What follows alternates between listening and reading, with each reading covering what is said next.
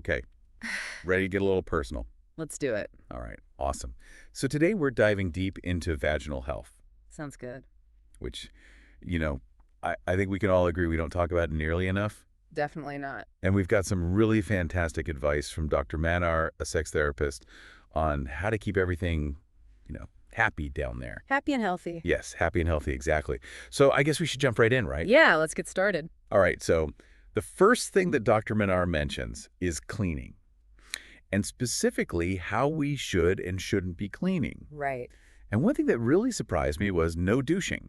Yeah, it's a common misconception. Yeah, I've heard like mixed things, like Uh-huh. some people, I don't know, they think it's good for you or something. Yeah, a lot of people think that, but the vagina is actually self-cleaning.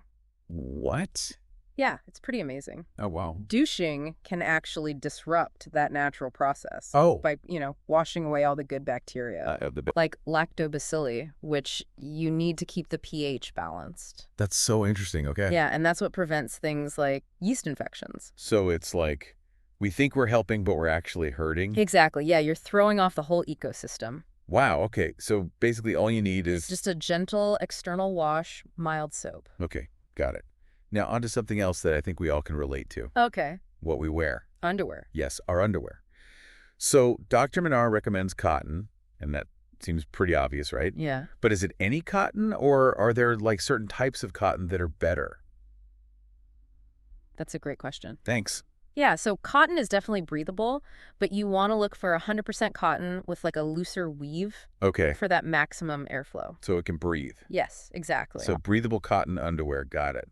And then I got to ask about this tip that I saw, which is no underwear to bed. Oh, yeah. I have to admit that makes me a little nervous, but also I'm intrigued. I get that. Like, what's the reasoning there? Well, just think of it as giving your skin a chance to breathe, Okay. especially overnight. Okay. Can reduce that moisture buildup, Makes sense. It might feel weird at first, Yeah. but a lot of people find it really comfortable and even liberating. I love that. Yeah. All right. So moving on to, let's see, toileting in periods. Okay. We all know the front to back rule Right. to prevent UTIs, but I have to ask about all these period panties Mm-hmm. that we're seeing everywhere. Yeah, those are really Are partly. pads and liners really that bad? Well, they're not inherently bad. Okay. I mean, they have their place, but they can sometimes cause irritation I see. or trap moisture, and that can mess with your natural flow. Right. It's not about never using them. Okay. Just being mindful and choosing what feels best for you. So informed choices. Yes. Got it. Which brings us to sex. Right. And Dr. Mannar, she really stresses the importance of STI testing, Of course. especially before you're intimate with a new partner. Yeah, it's crucial. Really is a good reminder for all of us to be on top of that. Definitely. And open communication with your partner Oh, yeah, for sure. is just as important. Like if you're experiencing discomfort, Exactly. Yeah. to talk about it. Be open and honest so you can, prevent any issues. Absolutely. And while we're on the topic of prevention, we can't forget about the HPV vaccine, Oh, yes. Very important. which protects against not only STIs, Right. but certain cancers as well. Yes, absolutely. So speaking of prevention, the last bit of advice that Dr. Mannar has really surprised me. Oh. It's about hair removal. Okay. She recommends against shaving and waxing. Interesting. And I have to say, I am definitely guilty of being, A frequent shaver.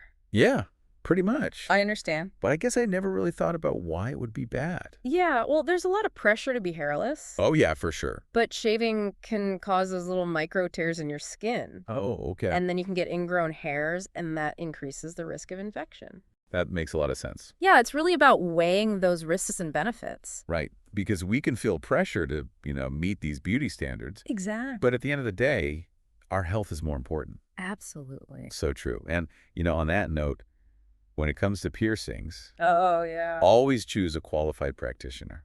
Yes, definitely someone who prioritizes safety and hygiene. Yeah, because that can be, really dangerous Absolutely. if you're not careful. Right.